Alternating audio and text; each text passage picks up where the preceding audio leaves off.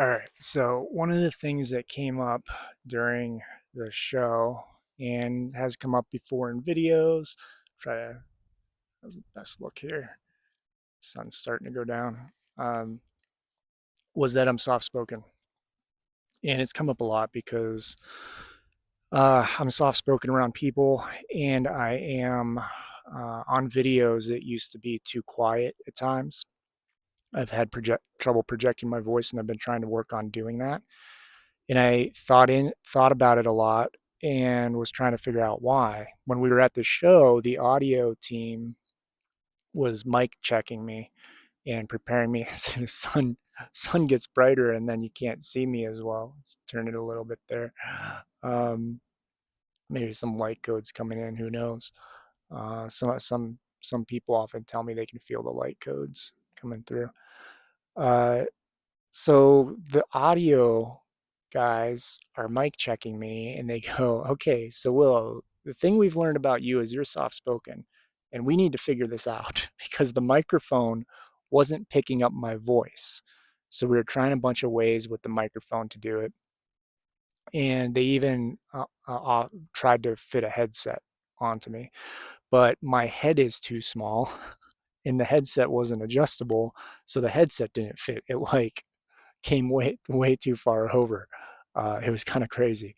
And then I prepared myself. I went out on the stage. My guides came in, and I tried my best to focus my voice. And then when we went to Fairy Falls, Bailey and I did a meditation to bring myself kind of more into my heart space, more into um, a space of projecting my voice so that it wasn't an issue while we were doing the workshop for this expo. I didn't say anything, the Lemurian Life Expo. If I say that, that's what I'm referring to in these videos. I haven't been to any others for a while. So at this expo, we did a meditation, and I was able to project more, and was lucky because the producer Ruben and the audio team had brought a portable speaker too, so that they had me mic'd to the recording that they were going to do for the live stream, and then or for the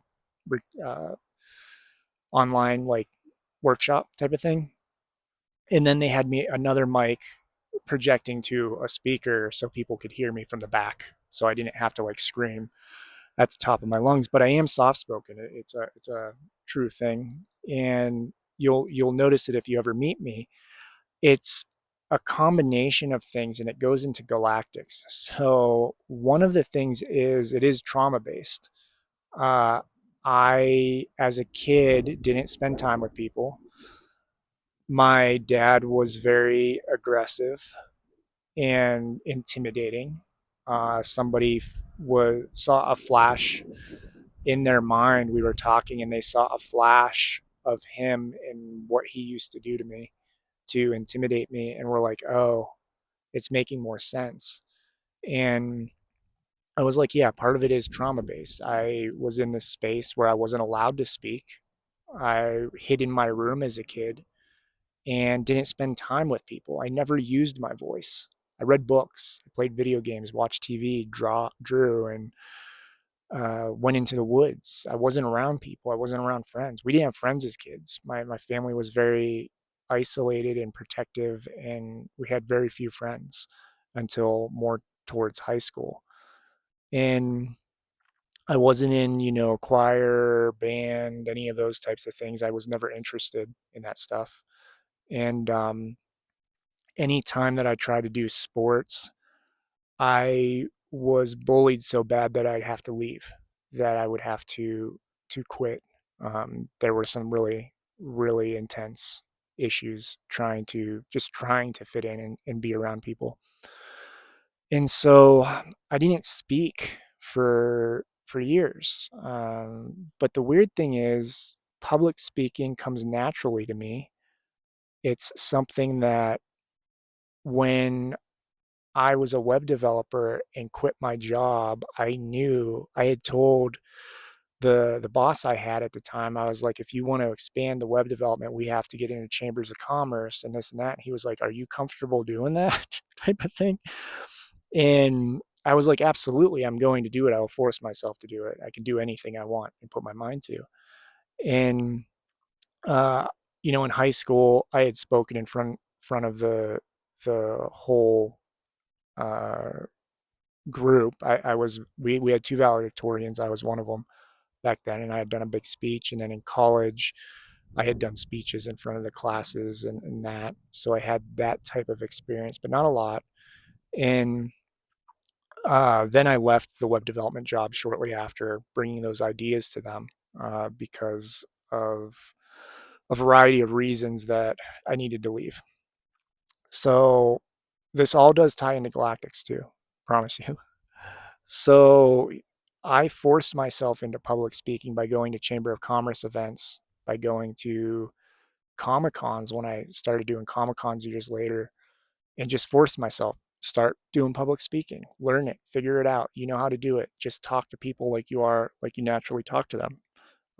I've never taken public speaking courses other than the requirement we had in college. That was, I think it was called like oral and written expression. It's a terrible course, uh, but it was kind of like to teach you how to speak in public.